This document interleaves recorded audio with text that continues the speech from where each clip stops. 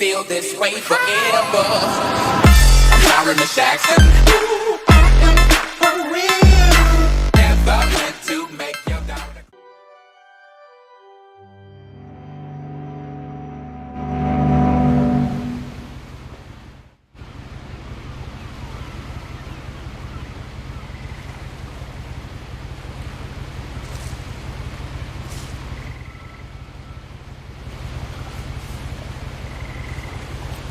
A lot of this isn't going to make sense to you, and I'm sorry about that.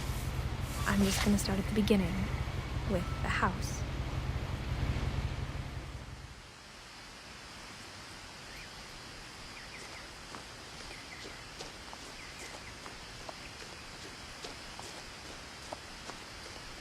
I lived here until I was 11, but I wasn't allowed inside half the rooms.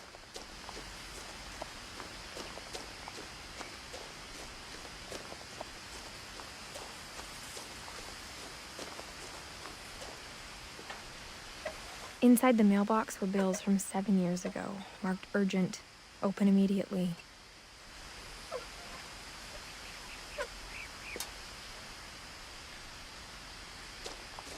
I hadn't been back since my brother Lewis's funeral.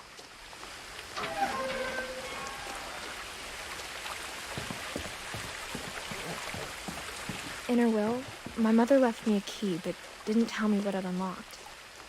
Maybe she thought I'd know. Or she thought that the mystery would be enough to bring me back.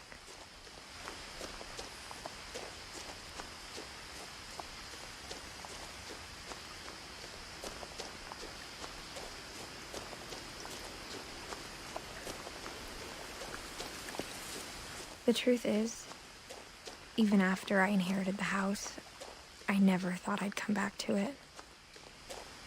But now I had questions about my family that only the house knew the answers to.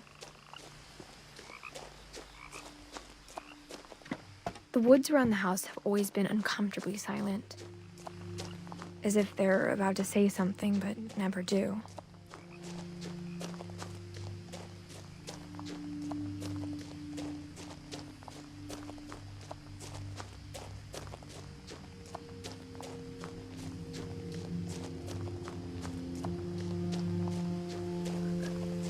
The house was exactly like I remembered it, the way I'd been dreaming about it.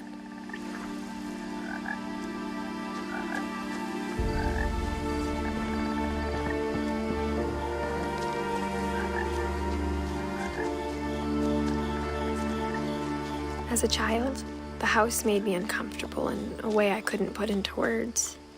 Now, as a 17-year-old, I knew exactly what those words were. I was afraid of the house.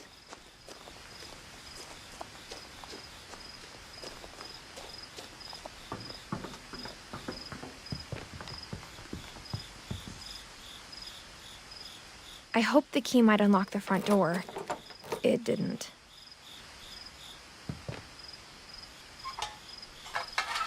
Looking in, I felt like the house itself had been waiting for me.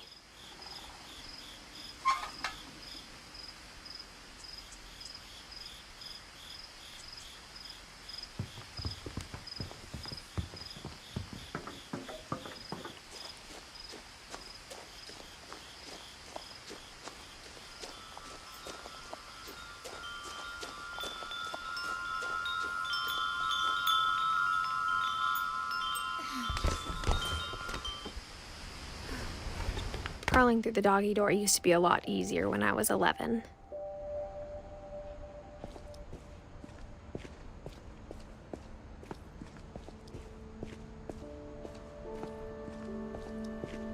For the first time in years, I felt like I was home.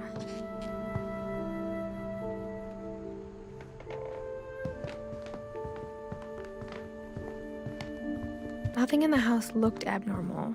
There was just too much of it, like a smile with too many teeth.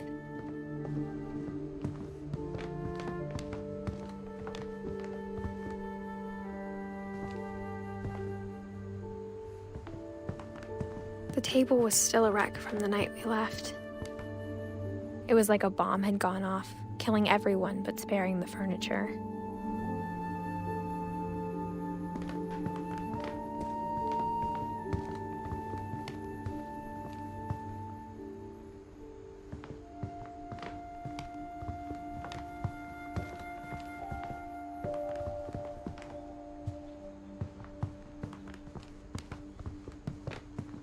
My mom was the only one of us who could imagine Great-Grandma Edie living in a nursing home.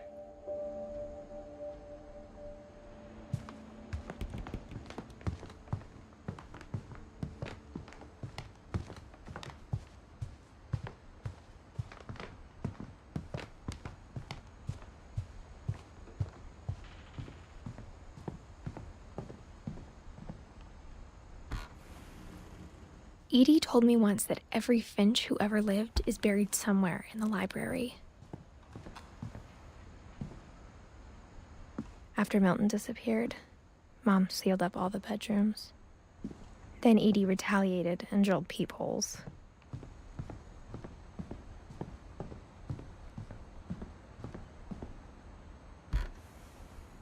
My Grandpa Sam spent 7 years sharing a room with his dead brother, Calvin.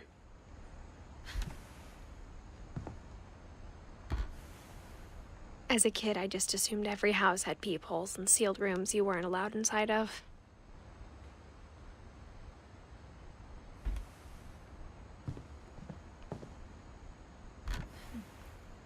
The last time I was in Edith Sr.'s room, I was 10 and she was painting my portrait.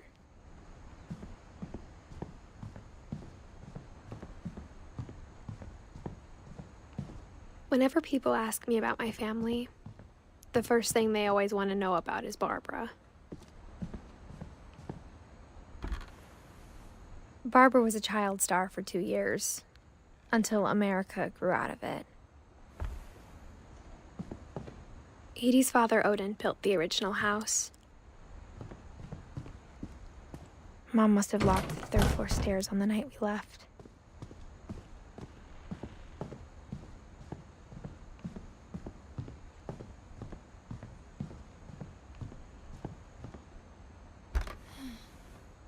Molly always seemed like a girl I could imagine being friends with, if she hadn't died in 1947. I spent a lot of time playing in Great Uncle Walter's room. Lewis told me there were secret passages, but I never believed him.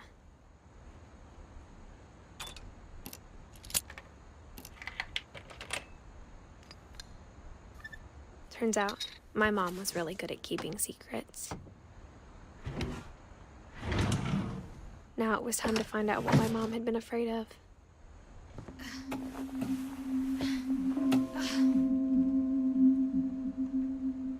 Reading this, maybe it sounds like I had a plan, but I had no idea what was behind that door.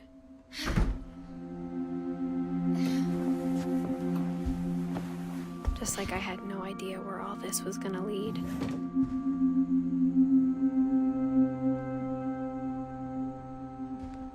I grew up looking at Molly's room through the peephole. I got the sense Edie had spent a lot of time here. Before my mom sealed the doors. December 13th, 1947. Dear Diary, I'll be gone soon, but I wanted to tell somebody about what's gonna happen. It started when Mom sent me to bed without dinner. I woke up and I was starving, so I looked around for something to eat. The gerbil food was dry, but I didn't mind it.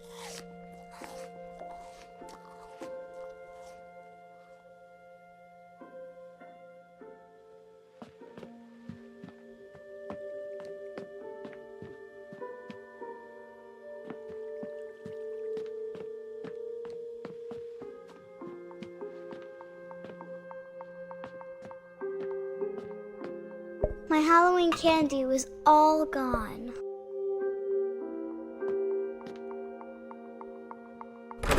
Mom, can I come out now? Sweetheart, it's late. Go to sleep.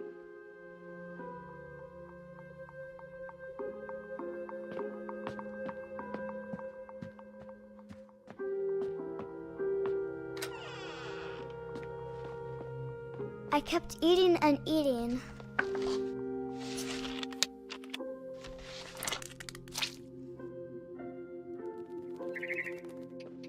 I ate a lot of things that night.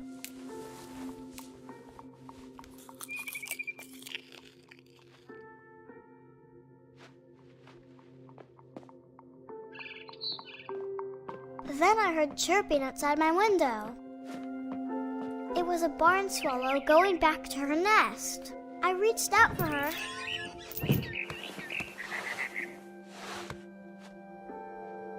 And suddenly,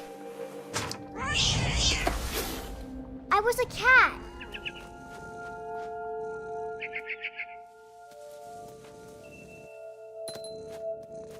I tried to be quiet, but the bird was really scared.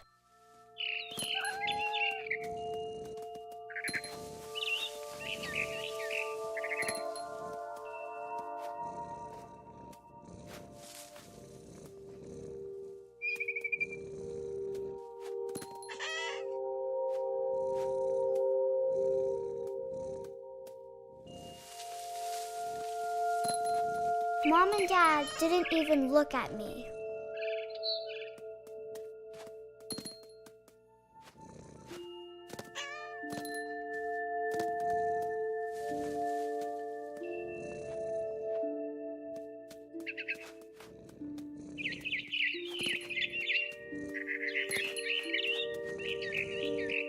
I jumped and I almost got her.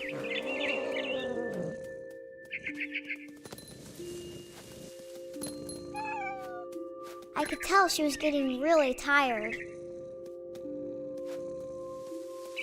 Now I was up in the big tree. I promised Dad I wouldn't climb it anymore. All I cared about was eating that mama bird. I gobbled her up. And suddenly, I was an owl. First, all I heard was the wind. Then I heard little teeth nibbling in the grass.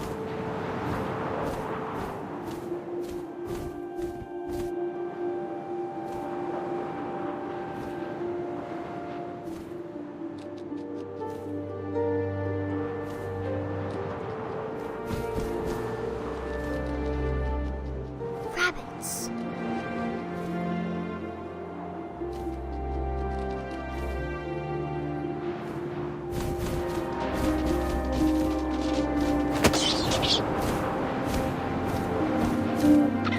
I imagined his face looking up and seeing mine through my talons. I swallowed him up, and I didn't chew one bit. Then I flew off to find something bigger.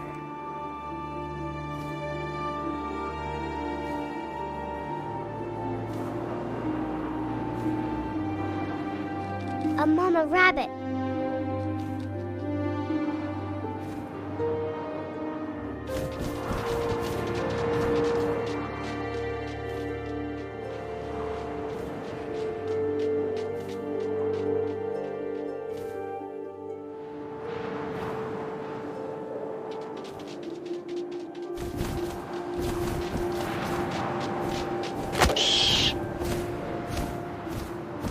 She was almost too big to carry.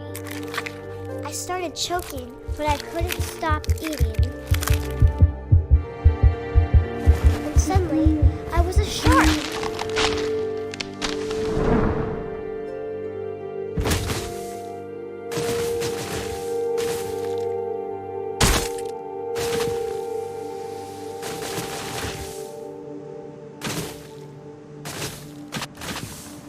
I rolled off a cliff and into the ocean.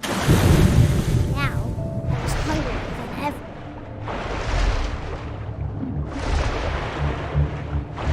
I wanted fat, juicy seals. I tore off her flipper, and it tasted really good.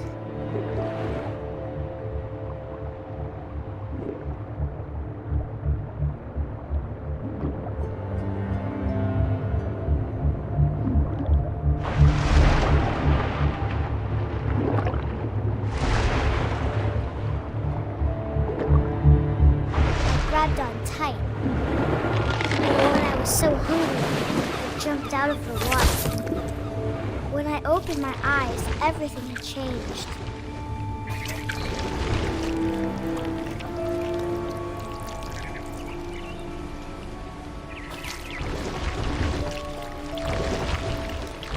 Now I was a monster, and I smelled people everywhere.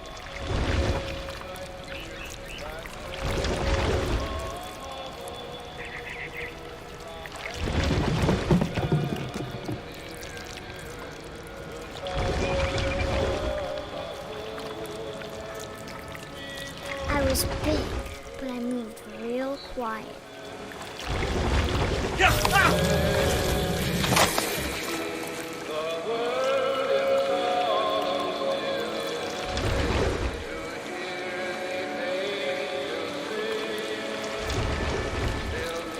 I wanted to stop, but also I didn't.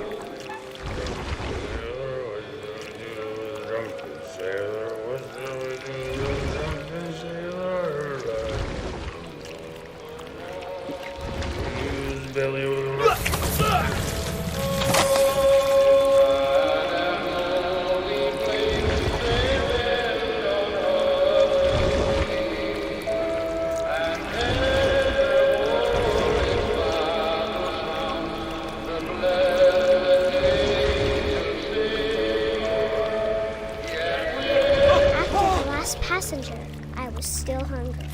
And across the water, I smelled something new. Something I had to have, so I swam towards it.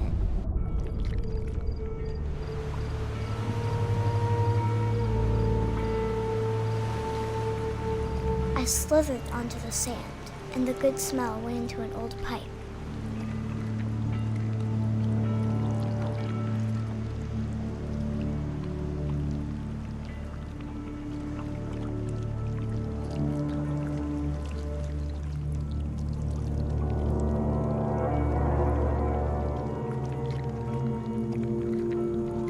I got closer and closer.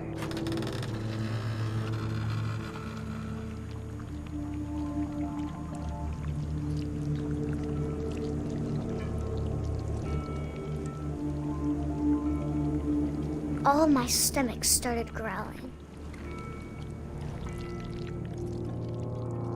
And suddenly, I was me again. I held my breath for a long time, but I couldn't hear anything. I think it's waiting for me to fall asleep. But it's not going to wait much longer. It needs to feed, and we both know I will be delicious.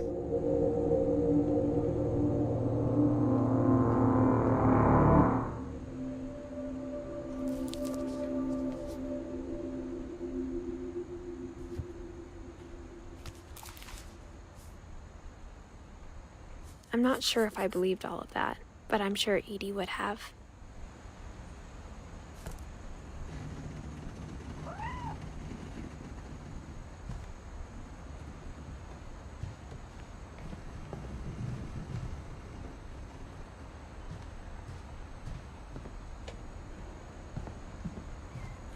I can't describe it, but I felt like some part of Molly was still here.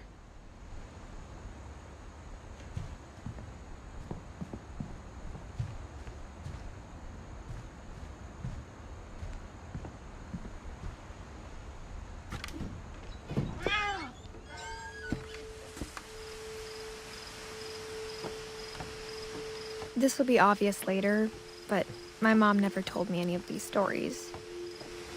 Edie would have, but Mom didn't like bringing up the past.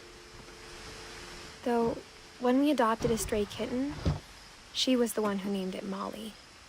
I spent a lot of time in Great-Grandma Edie's room. We got along, and it was a good place to hide from my mom.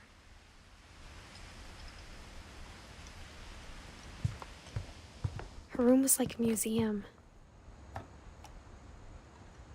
For 500 years, the Finches have been famous throughout Norway for their fortune. And Odin Finch buries the latest victims of the family curse, his wife Ingeborg and their newborn son, Johan. On January 7th, 1937, he set sail with his family and his house, hoping to leave the curse behind. But 40-foot waves off the coast of Washington send the house and Odin to the bottom of the sea. Odin's daughter Edie, with husband Sven and baby Molly, step ashore on their new home, Orcas Island. Odin Finch is the first to be buried in the new family cemetery. His daughter Edie is already dreaming of a new Finch house.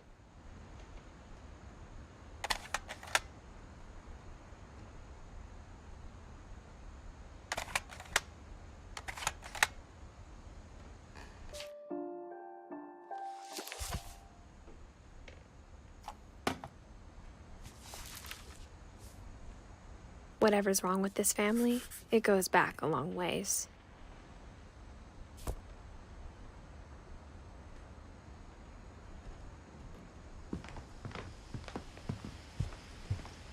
When Edie told people Sven was killed by a dragon, she could also have said he was building a dragon-shaped slide that collapsed.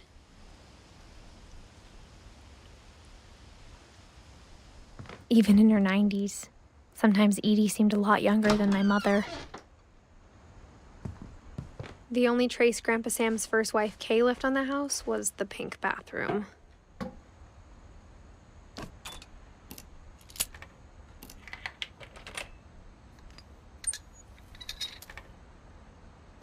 There's a secret in this bathroom.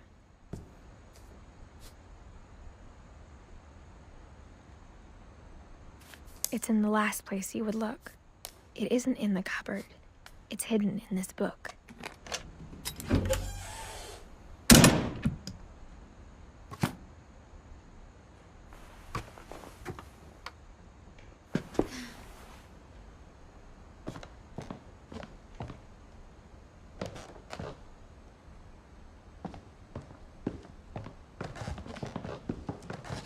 From the paintings on the wall, it was clear my brother Milton had been here before me.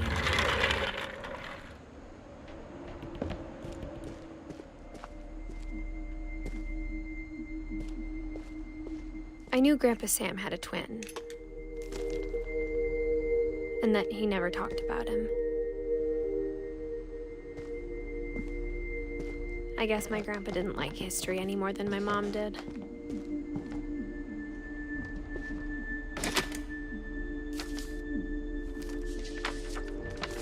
How I Want to Remember My Brother by Sam Finch.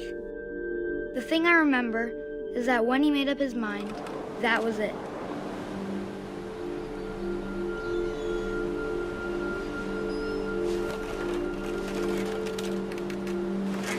My brother said he'd die before he ate another mushroom, and he did. At Barbara's funeral, we swore we'd never be afraid again, and he wasn't. I think Calvin always wanted to fly. Sam! Calvin! Dinner's ready! Coming! But that day, he finally made up his mind to do it. I told him going around was impossible. Maybe if I hadn't said that,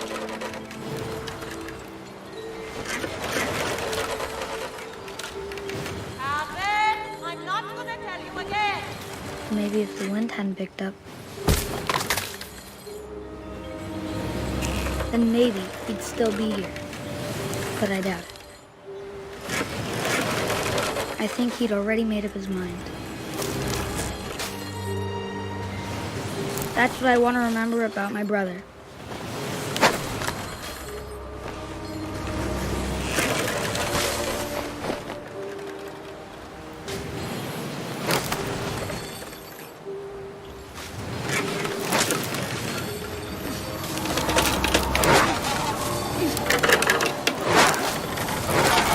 The day he made up his mind to fly. And he did.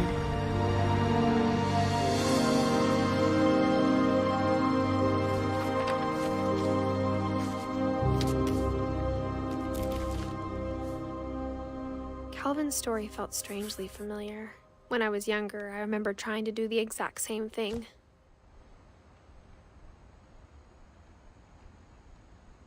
After the funeral, Edie roped off Calvin's half of the room.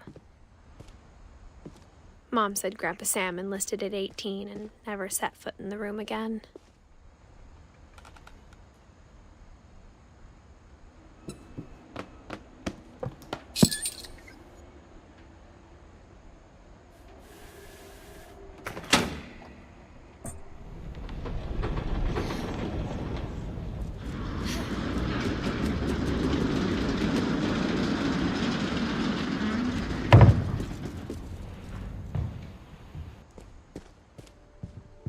The passages were a pretty tight fit. They'd obviously been built for smaller hands and bellies.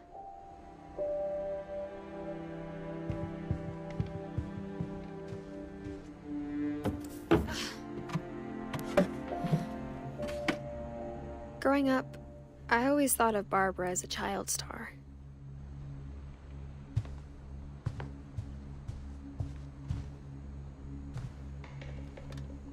I never thought about how hard it must have been for her afterwards.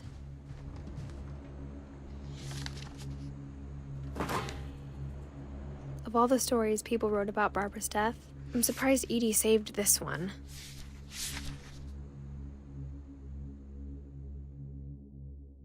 Old Jack here with another ghastly tale inspired by America's most unfortunate family.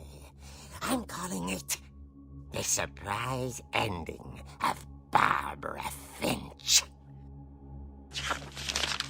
As a child star, Barbara was famous for her scream.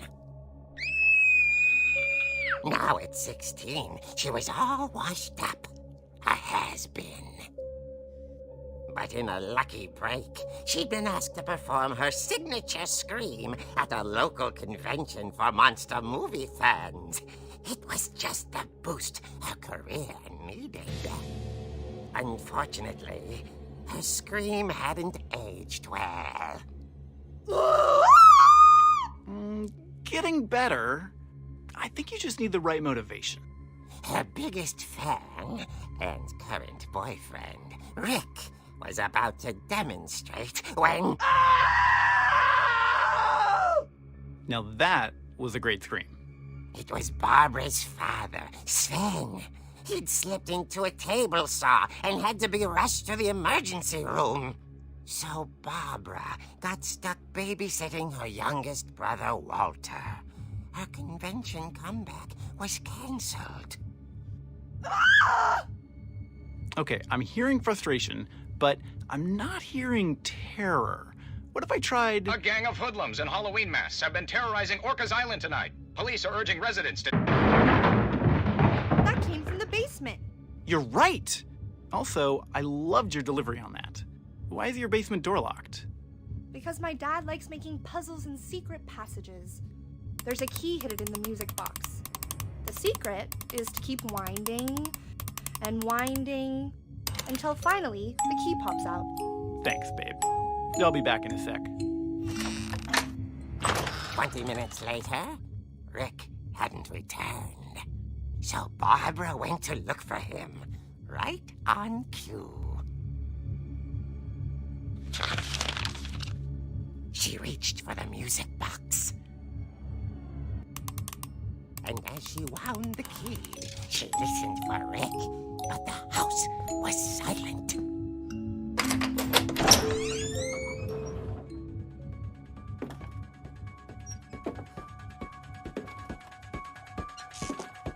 She found Rick's crutch and imagined the worst.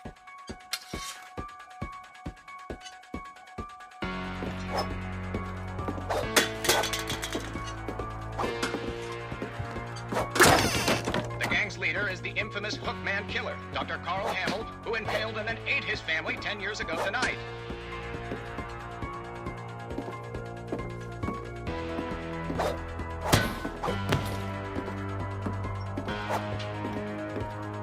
The old fridge rattled and grew still. Oh dear! Oh! Rick? Barb, relax. I was just trying to scare you to help you find your scream. Well, I'm not scared, Rick. I'm furious. Then act furious. All I'm getting from you now is that you're hurt and confused and She threw him out, but she kept a little something to remember him by. Barb, have you seen my other crutch? And she was still holding it when she fell asleep watching the late picture show. Hours later... Barbara! Walter, what's going on up there? Ah! Okay, I'm coming up, but if this is a trick, you're dead, Walter.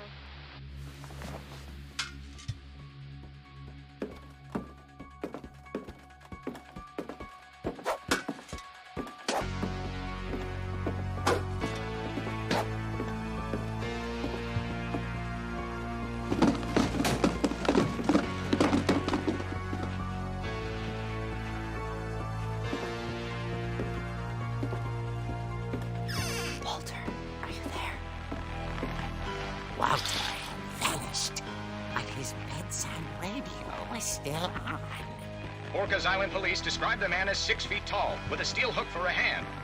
Residents are urged to lock all doors and windows and notify the police of any suspicious activity. Barbara turned, saw the hook man, and was speechless. He was quite smashing.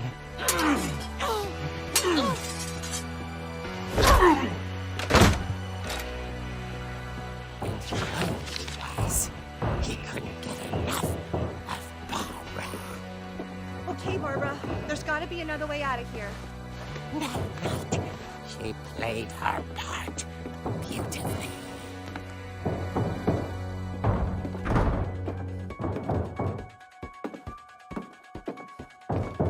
Molly's door hadn't been opened in years. The hinges groaned.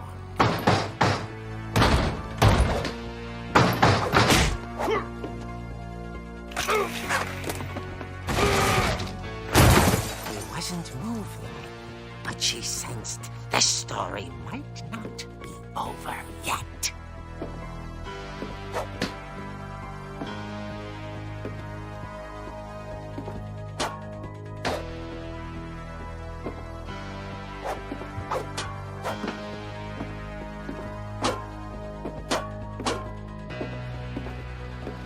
The hookman had vanished.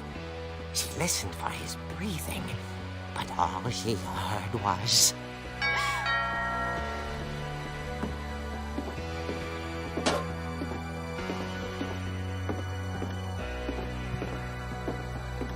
At the door, she heard whispering. It was coming from inside the house.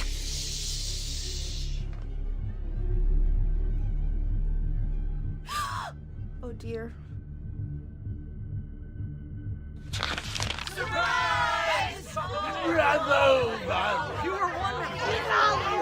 The monsters had come to surprise her. For Barbara, it was a dream come true. Then she saw what kind of monsters they were, and she realized what was about to happen. She was going to be famous. And with her final breath, Barbara Finch gave the performance of her life.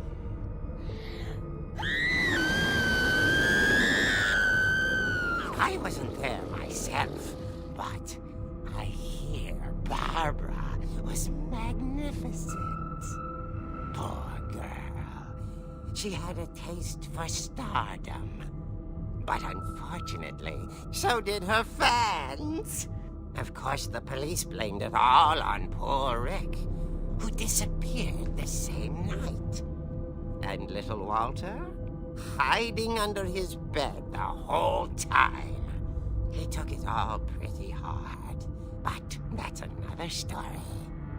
As for Barbara, tucked inside the music box is all they ever found of her. Her ear. Now that's what I call a real eerie tale.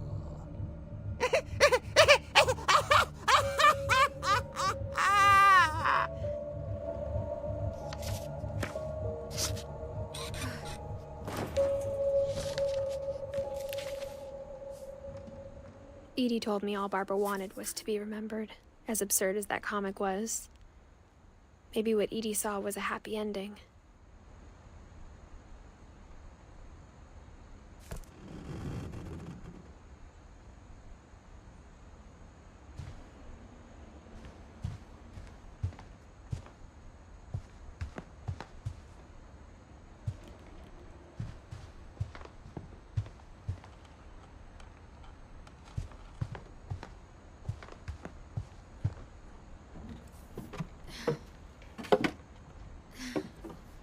I guess now I know why Mom didn't like me playing with the music box.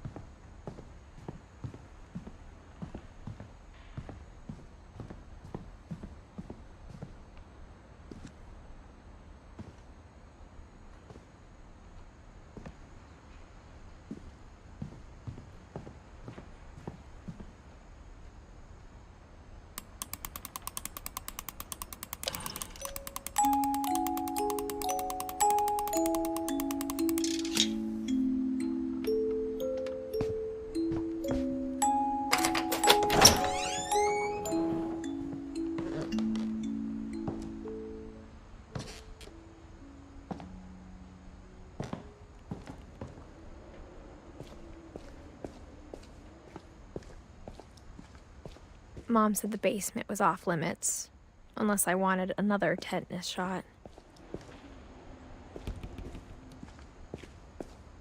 I saw Edie sneak down to the basement once, carrying packages. I thought maybe she was hiding presents.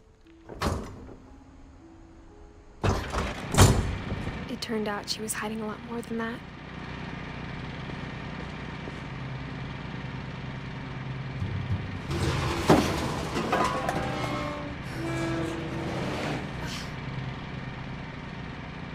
I remember asking Mom once about where Walter had gone.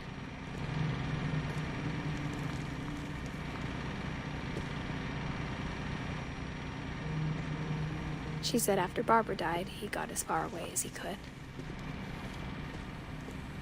If there's a pattern in all these stories, I think it's that none of us has gotten very far.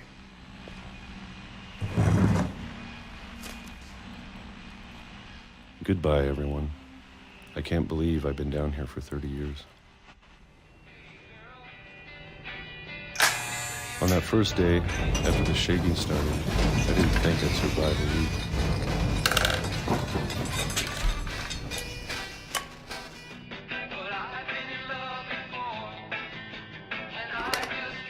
But after a few days, I settled into a routine.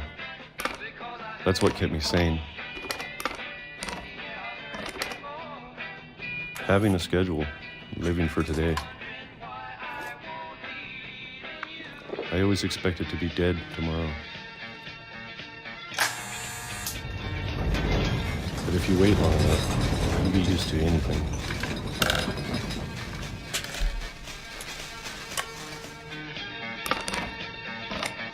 Even a monster on the other side of the door starts to feel normal. Almost friendly.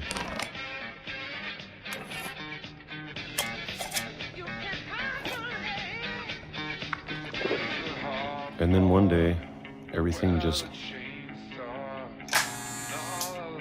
stopped. Whatever that thing was, it was gone. Maybe it got tired of waiting.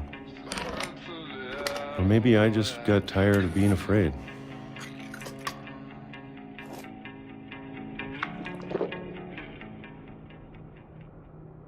It's been a week now, the longest in 30 years. I'm done waiting.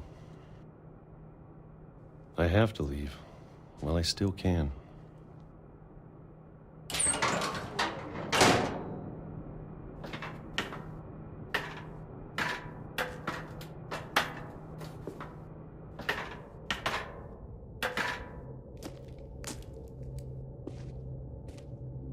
I know it's out there somewhere.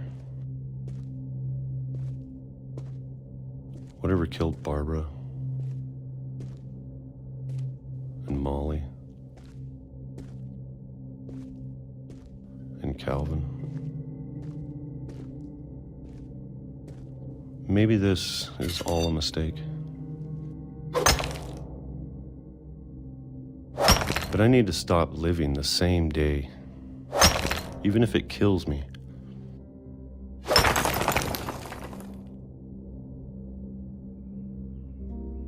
Whatever's out there, I want you to know I'm ready for it.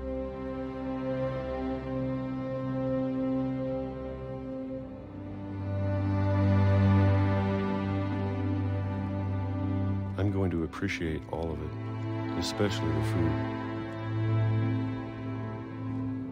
I don't mind if I only have a year left, or a month, or a single week. I'd be happy with one new day. I can already imagine the sun on my face.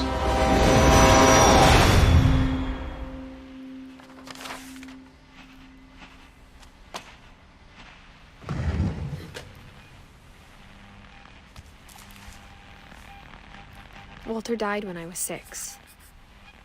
I can't believe my mom never told me he was down here.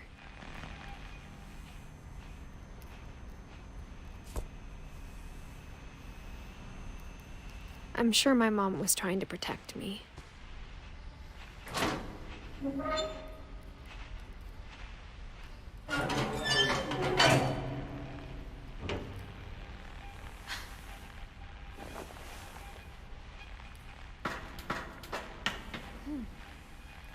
Maybe she was afraid I'd end up like Walter. But if she never told me about an uncle under the house, I can only imagine what else she was hiding. I don't want to make the same mistakes she made. Trying to bury something that's still alive.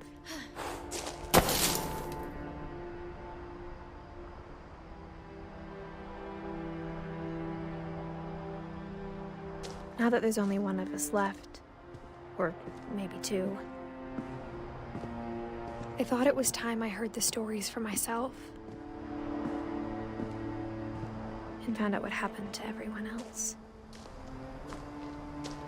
But now I'm worried the stories themselves might be the problem.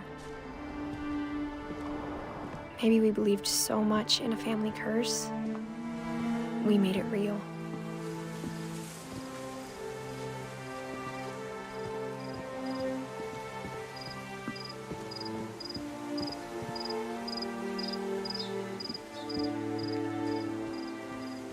I don't know if I should even be writing this.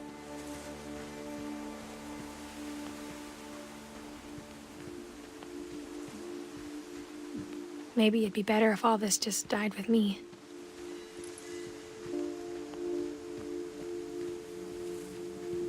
But I thought you should know about your family.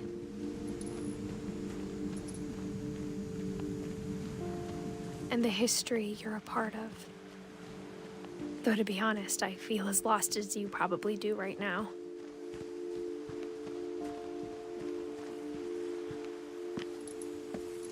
I think the people in these stories believed them, for what that's worth.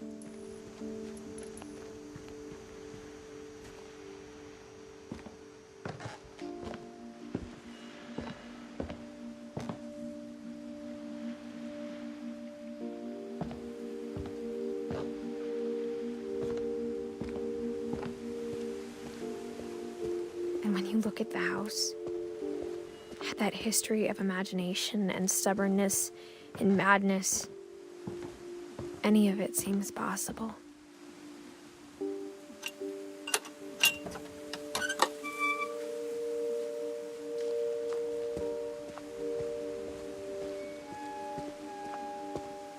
I think we've been surrounded by death for so long, we've just gotten used to it. What kind of family finishes building a cemetery before starting the house?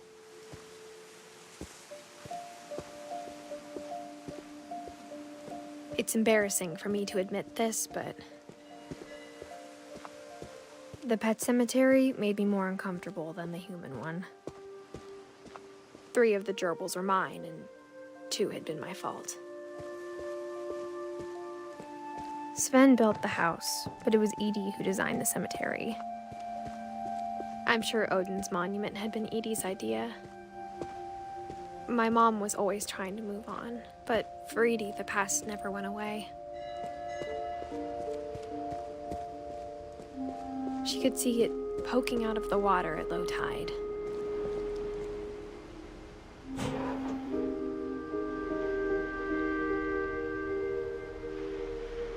Edie said she dreamed about the old house every night.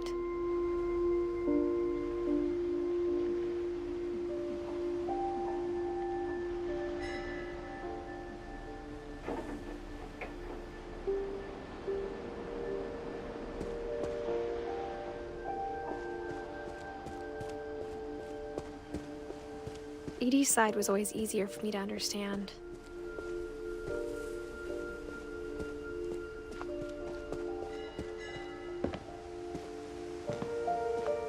But the older I get, the more I can see where my mom was coming from.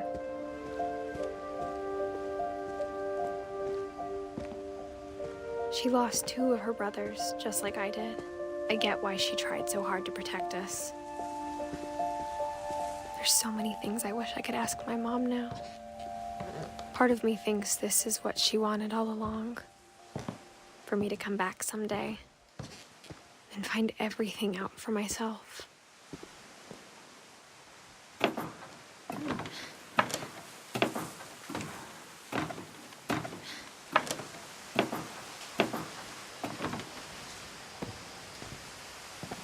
But looking back on it now, if she told me there was going to be so much climbing, I never would have come when I was 22 weeks pregnant.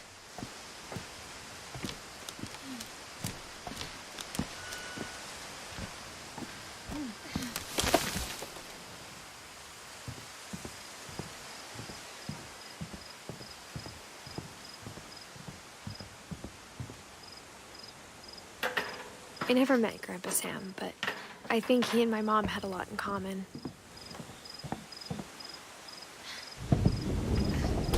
They were both pretty intense.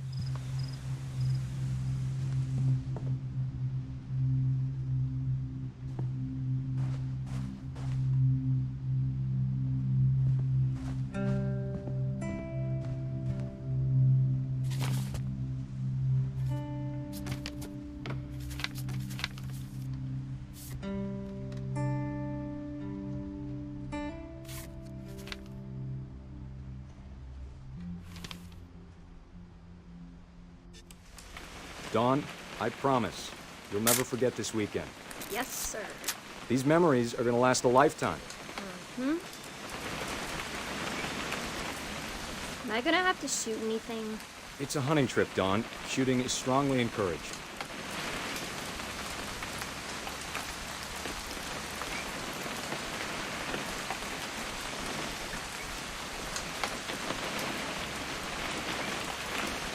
What? Perfect. It's gonna rain the whole weekend, isn't it?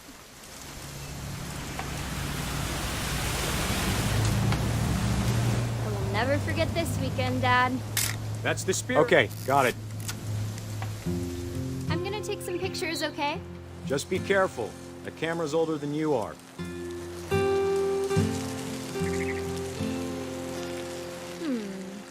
Definitely shouldn't. Hey! That's a keeper. I'm just saying, I'm not always gonna be here, Dawn. You'll need to remember this stuff, if you want to survive. I'll be fine, Dad. You know who else thought he was gonna be fine? Some guy who died. Dawn, I'm being serious. I know, Dad. You're always serious. Doesn't being out here make you want to chill out? Well, to tell you the truth, I haven't been out here in 20 years.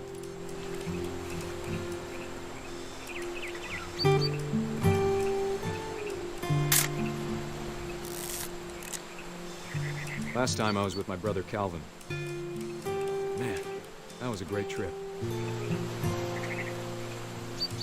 Your grandpa Sven taught us how to fish. Dawn, don't you think you could find something more interesting to photograph?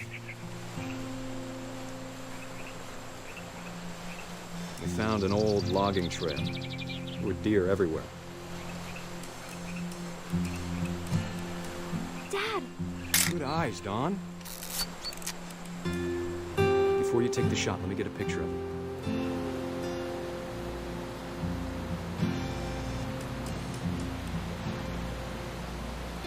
Dad, I... Just breathe. Turn off your imagination. Focus on your target.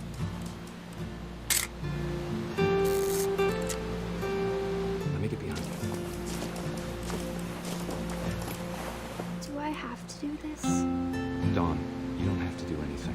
But if you want to survive, you need to be strong. Great shot, Dawn!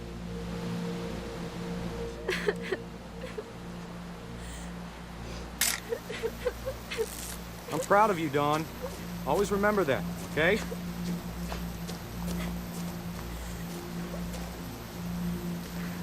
Dad, it's twitching. I think That's it's totally silly. normal, Dawn. Just focus on the camera. Try not to think about— Dad!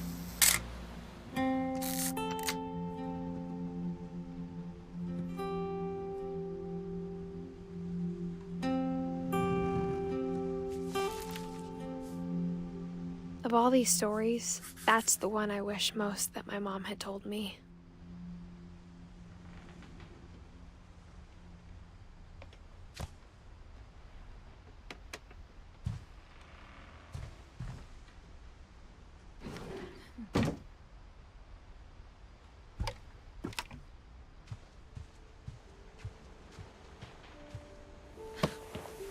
After Sam died, my mom and Edie got really close. They'd both lost a lot.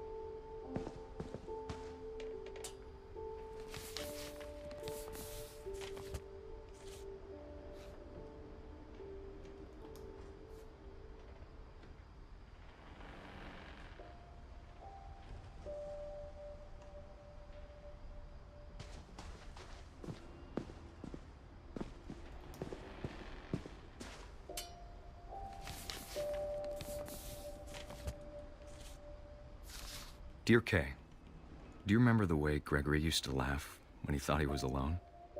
Like something funny was happening, but only he could see it.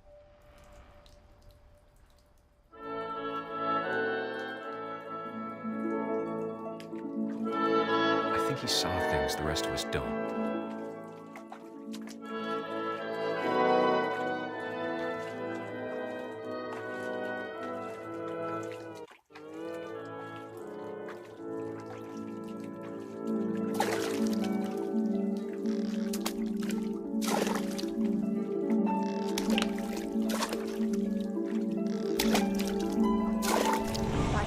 Gregory, it's time to... Hold on, sweetie. Hello? Sam, I told you I don't want to talk right now. I wonder what he saw. What his world was like.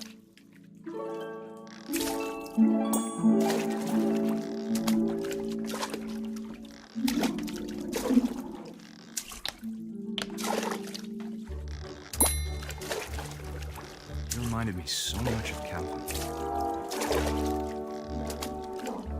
Lost in his imagination. Whatever it was, he saw.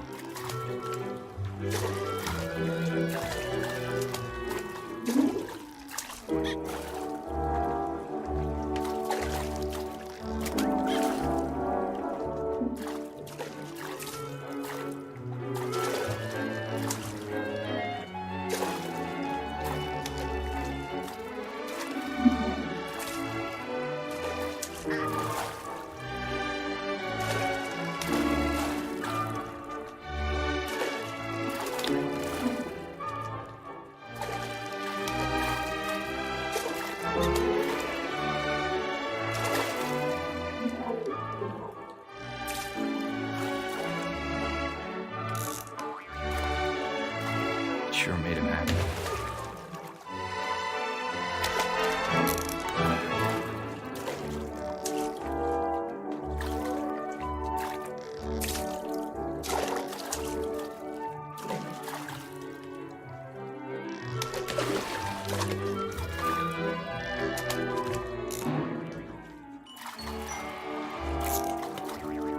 I know how silly it sounds.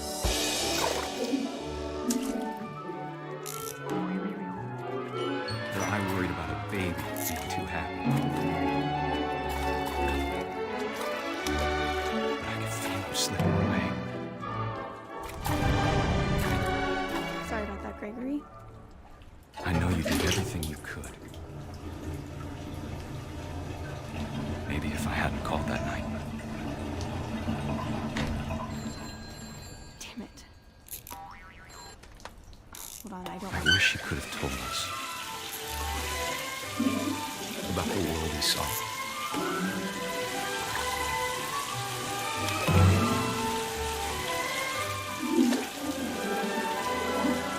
There's so much I don't understand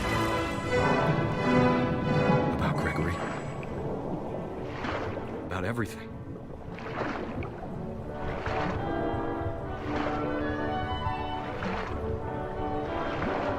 But I know what happened wasn't your fault.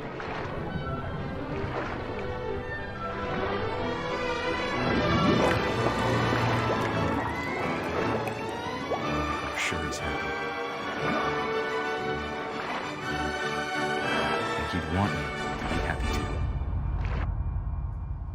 Good luck, Kay. Love, Sam.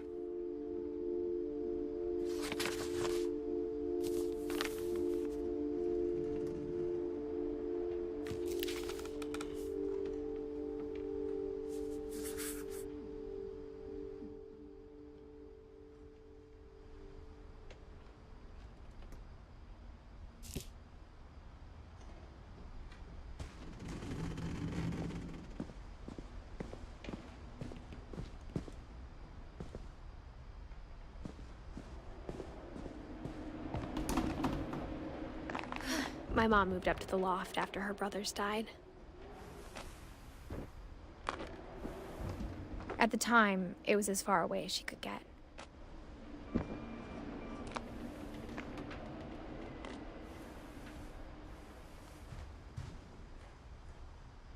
Religion was another thing my mom never talked about, but I think it helped her a lot after her dad died. I can't imagine what it was like for her to lose 2 sons after she'd already lost 2 brothers. She spent a summer building houses in Calcutta, where she met my dad, Sanjay. My mom moved to India a week after graduation and got a job teaching English. Louis was born a year later. When my dad died, I don't think Mom knew where else to go. I'm sure Edie was happy to have her back. The house had to get a little bigger, but Edie was used to that. And for a while, things were good. Almost normal, but it didn't last.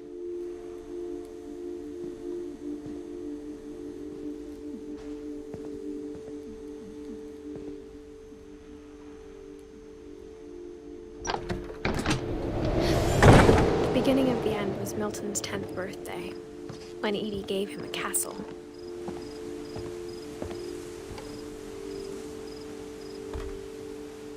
After Milton disappeared, the only thing he left behind was a room full of paintings.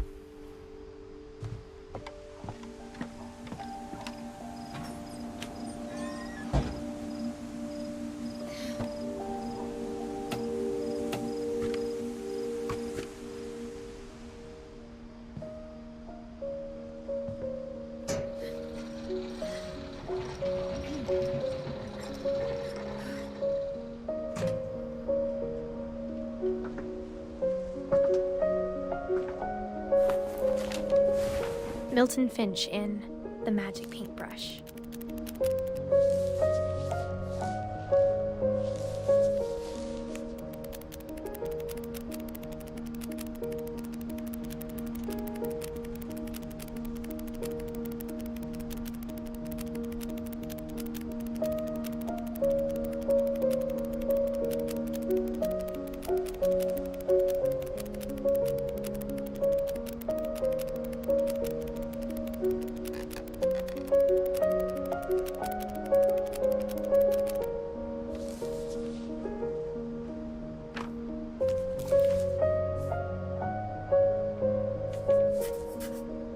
I was 4 when Milton disappeared.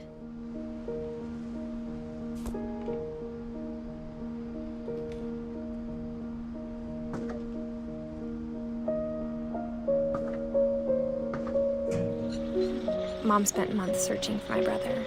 Then she sealed the doors.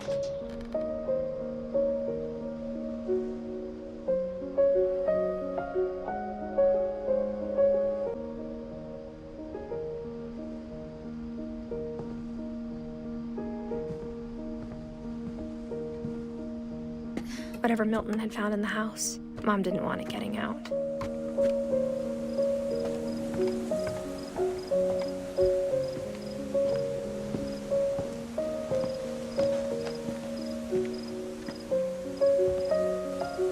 Mom definitely blamed Edie, but I think Louis blamed himself. After he graduated, he just spent more and more time in his room. until Mom got him a job at the cannery.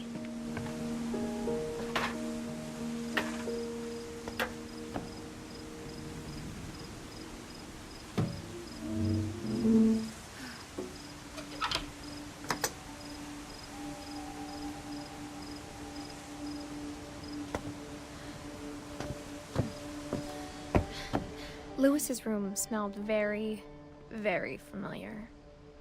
That part of him lived on.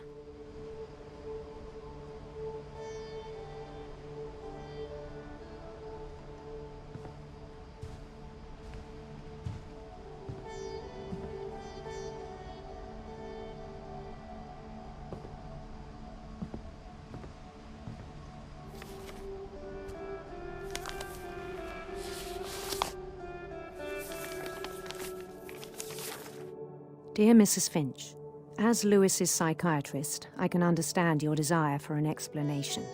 As I see it, the trouble began in January, shortly after we convinced your son to seek treatment for substance abuse. Newly sober, I believe Lewis first noticed the monotony of his daily life.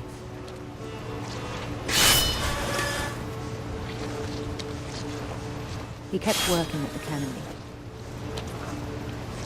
but he withdrew part of himself. In our sessions, I saw the same behavior. His mind began to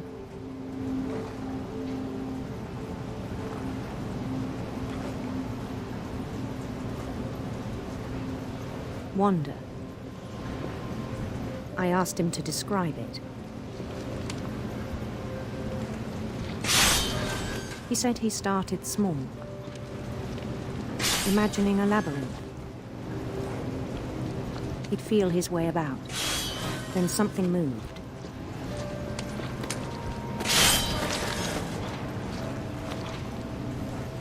Bats. And toads.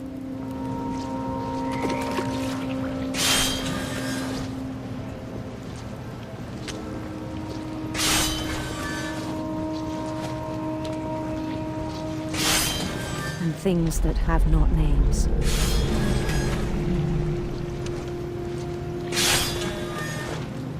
He knew it was all in his head. But he took it very seriously. I had hoped he'd find himself.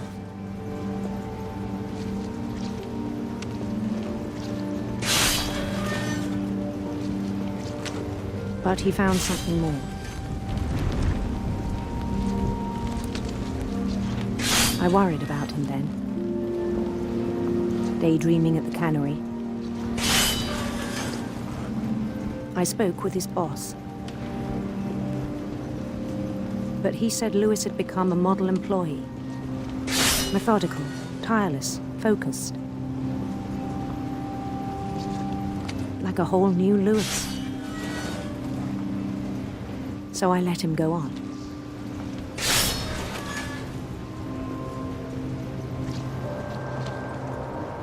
I even encouraged him. It seemed very promising at first.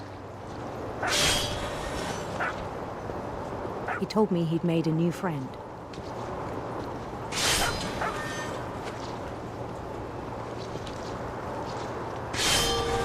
On the edge of a city he named Lewis Topia.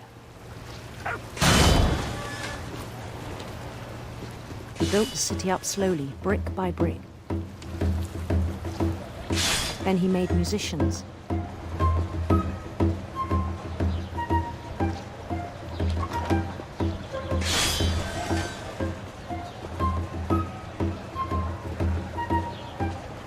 And songs for them to play.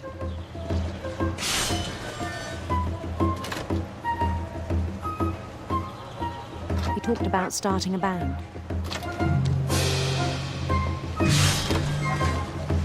And he was always humming something. Every day his imagination grew stronger.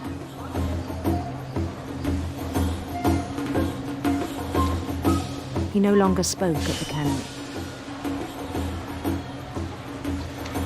But his chopping was as reliable as ever. Then one day it struck him that all the cheering crowds, even the stones under his feet, were all in his imagination, so he could do whatever he wished.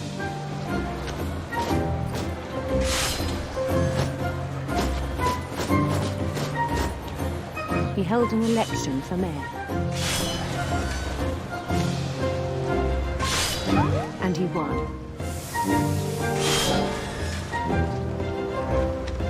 They begged him to stay, but his mind was already wandering. It became a game for him.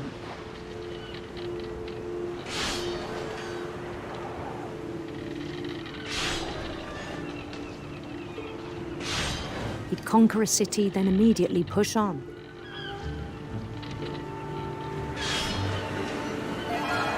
New Louisville.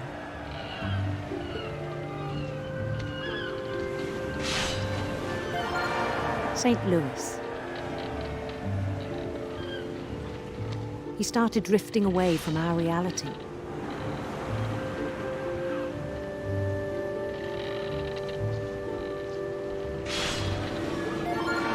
Minneapolis. Until one day he forgot to go home from the cannery. Even as his mother pleaded with him, part of Louis kept sailing on.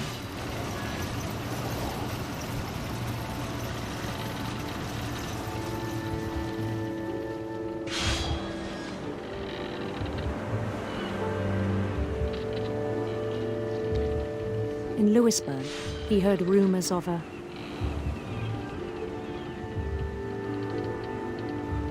handsome queen.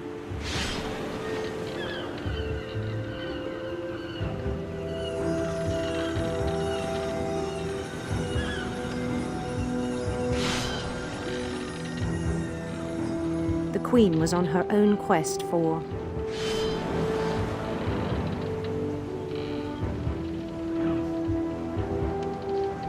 sinister serpents.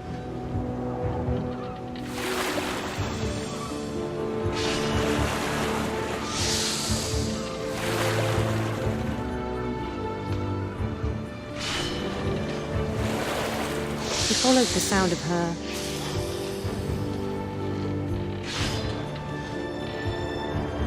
silver harp.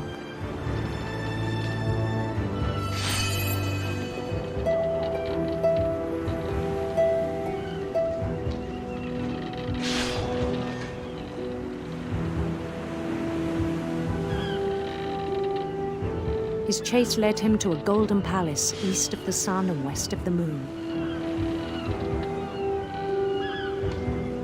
Even then, his logic remained sound.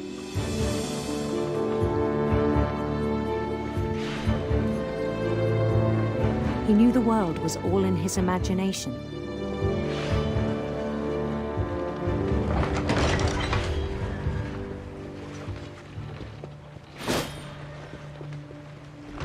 But he was so proud of having created it.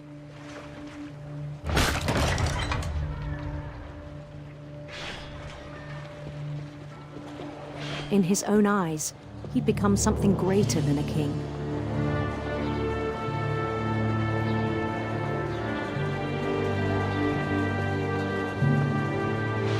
For someone who'd never known success in the real world, I think it was overwhelming.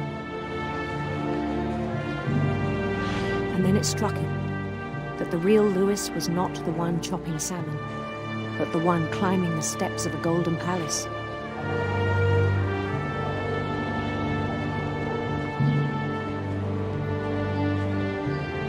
My imagination is as real as my body, he told me. It was hard to argue with him.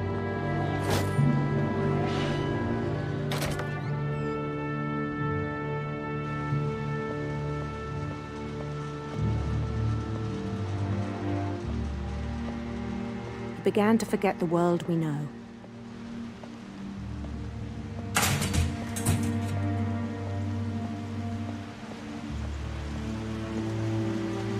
I think it pained him to remember Louis, the cannery worker.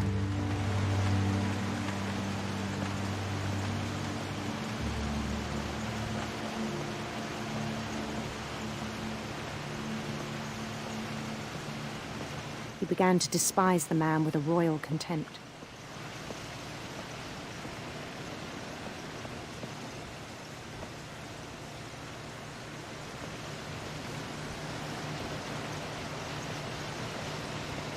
I still thought I could save him.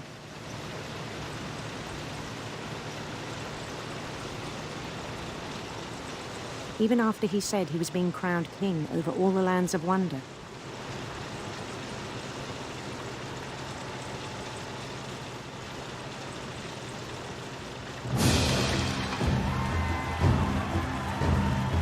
The palace would be packed with his companions.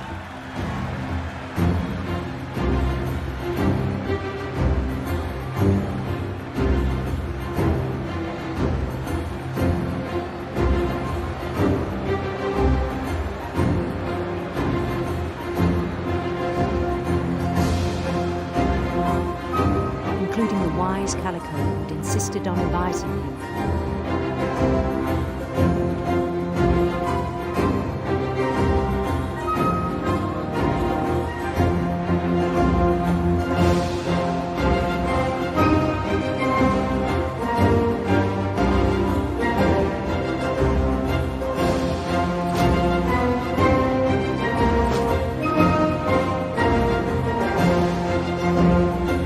His queen waited, holding his crown.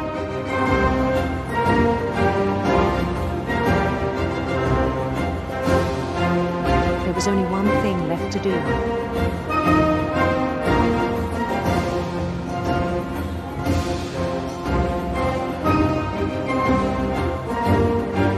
Bend down his head.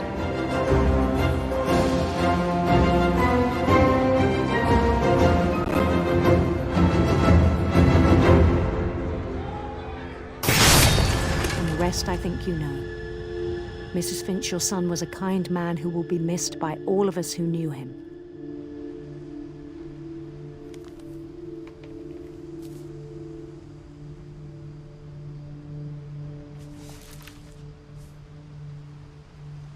My brother was really cool. I wish you could have met him.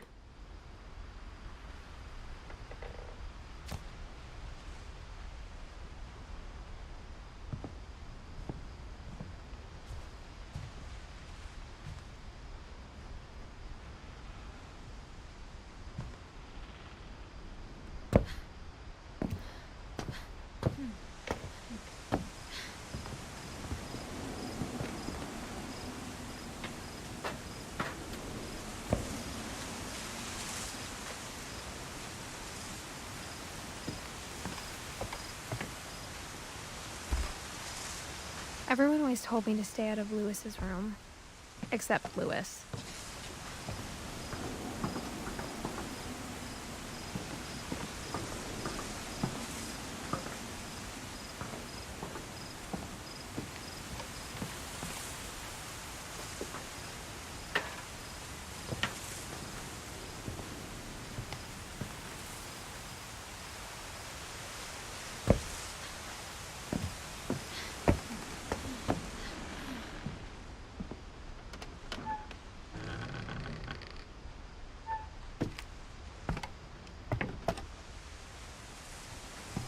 On the way back from Lewis's funeral, my mom told me to start packing. She waited until the day before we left to tell Edie. I'm not sure if she wanted to make it easier or harder.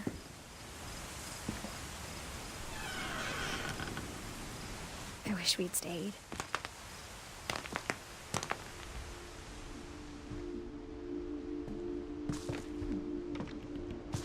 But I understand why we left.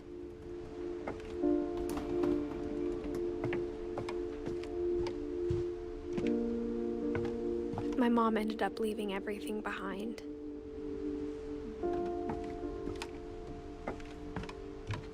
What happened that night had been coming for a long time. Maybe it should have come sooner.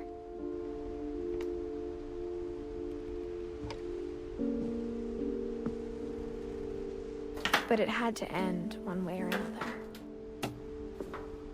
All that's left now is to tell you about that last night.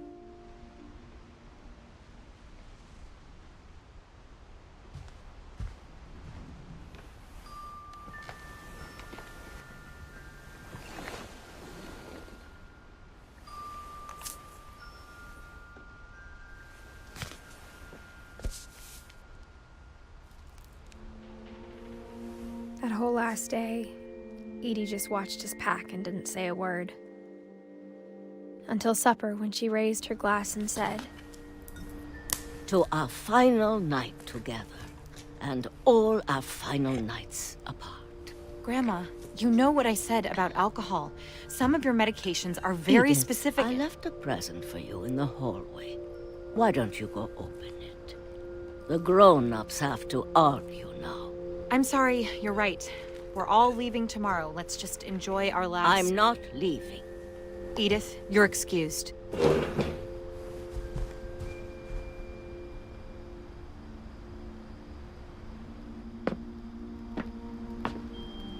The power had been shut off that morning, but Edie always had plenty of candles.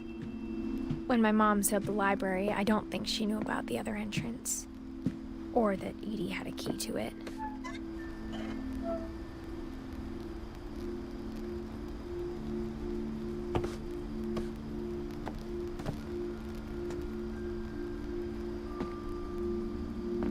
That thing you're afraid of isn't going to end when you leave the house.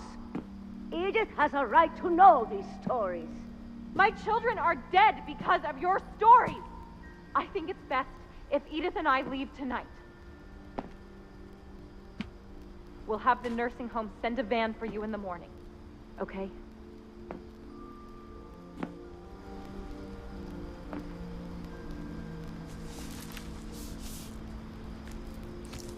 Dear Edith, there's so many stories I wish I could tell you, but there's only time for one. This is about what happened on the night you were born. That night, the tide went way, way out. It was the first and last time I ever saw the old house aground. There'd been an earthquake out in the middle of the ocean. They called it the lowest tide in 1,000 years. God, it smelled awful. You know, I've seen that house every day of my life.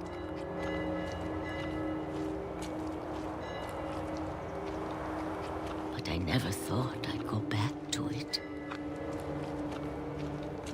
When the fog rolled in, I lost my way.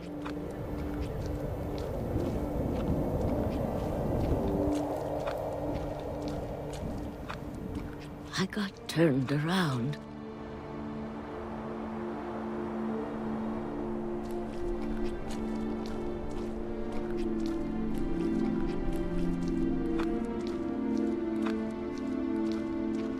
I started seeing things.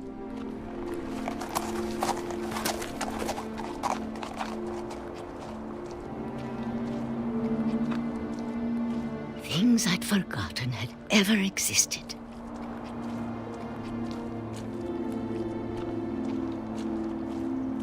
But when I saw them, they felt like old friends.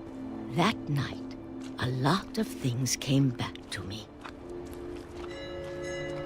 Or maybe I came back to them.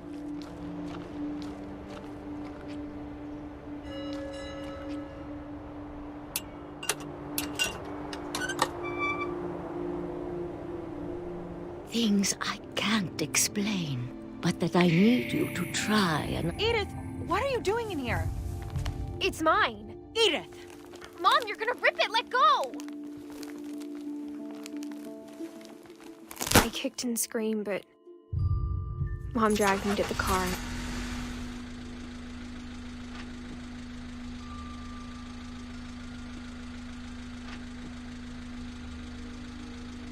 I never saw Great-Grandma Edie again.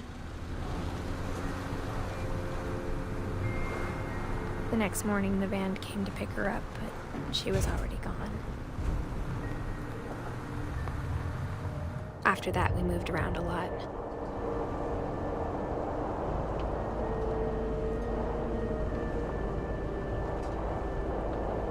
We both tried to make the best of it.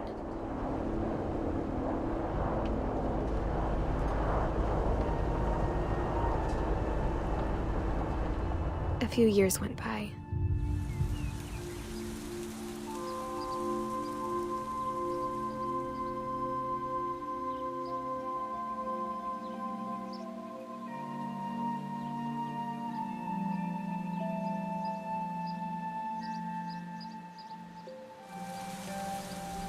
My mom didn't like to talk about it. But she started getting sick a lot. The rest happened pretty quickly. She got better for a while, and then she didn't. And then I was alone. The last finch left alive.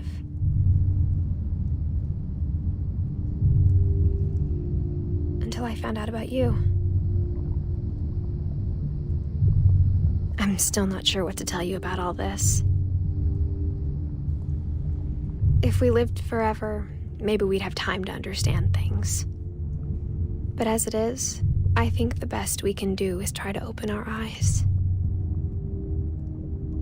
And appreciate how strange and brief all of this is.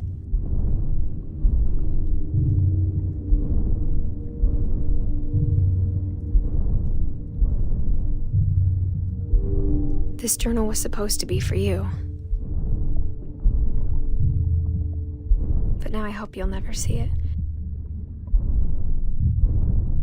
I just want to meet you and tell you all these stories myself.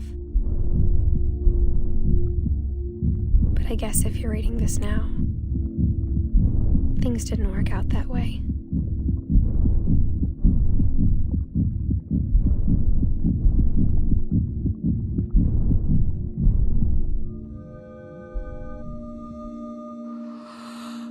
This is where your story begins. I'm sorry I won't be there to see it. It's a lot to ask, but I don't want you to be sad that I'm gone. I want you to be amazed that any of us ever had a chance to be here at all. Good luck.